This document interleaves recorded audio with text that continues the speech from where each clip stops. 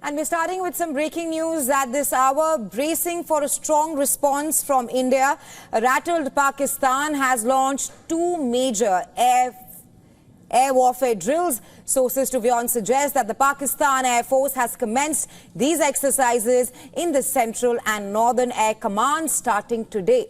The two exercises, named Fiza-e-Badr and Lalkar-e-Momin, will be held simultaneously.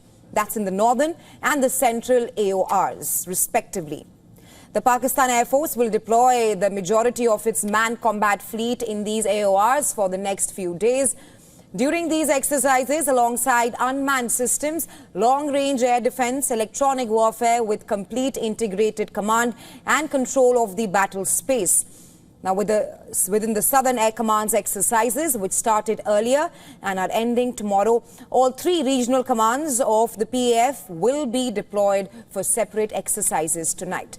Pakistan's Defence Minister Khwaja Asif has stoked fears of a looming Indian military incursion. In a stark warning, Asif declared that Islamabad has reinforced its forces in anticipation of what he calls an imminent strike by India, escalating the already volatile situation between the two nuclear-armed rivals, while refusing to detail the nature of these decisions. Asif emphasized that Pakistan's nuclear arsenal would only be deployed if there is a direct existential threat. This nuclear rhetoric adds a chilling dimension to the crisis, raising fears of a dangerous escalation between the two countries with a history of conflict.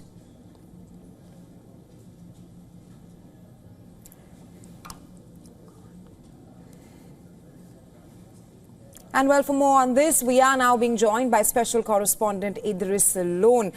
Idris, you're joining us live from Srinagar. First up, I want to talk to you about the on-ground sentiment. But first, get us up to speed with the anti-terror operations underway. What's the latest on that?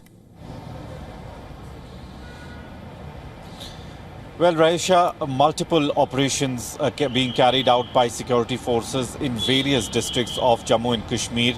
If we talk about Anantnag district, we saw multiple combing operations of security forces, not only at Baisaran, where the main attack took place, but in the adjacent areas as well. The dense forest, which is just next to the Baisaran meadow, we are seeing that security forces are carrying out a search operation still in the dense forest area. We've seen not only Indian Army, Jammu and Kashmir Police, but paramilitary forces, but also the commandos from Indian Army and CRPF have joined them as well. There's an aerial survey with the help of drones as well as helicopters being done of the region as well. We were told by our security sources that there were 4 instances where they came very close to the terrorists. At one place there was a brief gunfight also, but they still managed to flee from the spot. On the other hand, we're also seeing a lot of raids being carried out by Jammu and Kashmir Police along with the paramilitary forces across various districts. In Doda and Kishtwar, there were 13 raids that were done by Jammu and Kashmir Police on the houses of over-the-ground workers. Security forces believe that there were 10 over-the-ground workers who were in constant contact with the terrorists who were involved in the Pahalgam attack. We've seen in Srinagar also, just day before yesterday, there were 63 raids on the over-the-ground workers' houses across the Srinagar city. So in every district of Jammu and Kashmir, we're seeing that anti-terror operations have been intensified, while as the main operation in Anantnag also continues. Right, Idris, while the operations are underway, I want to talk to you about the overall sentiment in the valley and how Kashmiris are rising against terror. There's perhaps a sense of unity that we are seeing in the valley. Tell us more. Well, absolutely. On the ground, we've never seen this much of anger among the people. Everyone out on the streets, from students to traders' bodies to travel and tour operators, everyone, including the politicians. There was a special assembly session which was held in Jammu today, wherein all the political parties, for the first time ever, we've seen all together in one voice condemning the terror attack, the Pahalgam attack.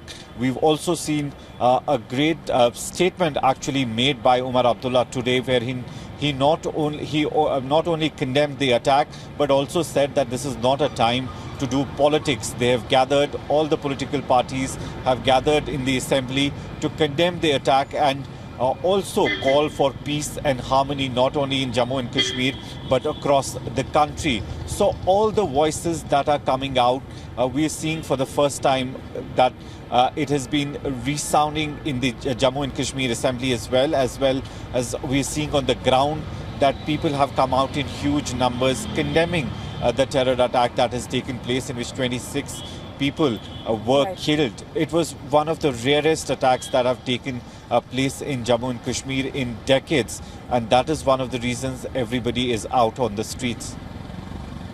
Right, thanks very much, Idris, for getting us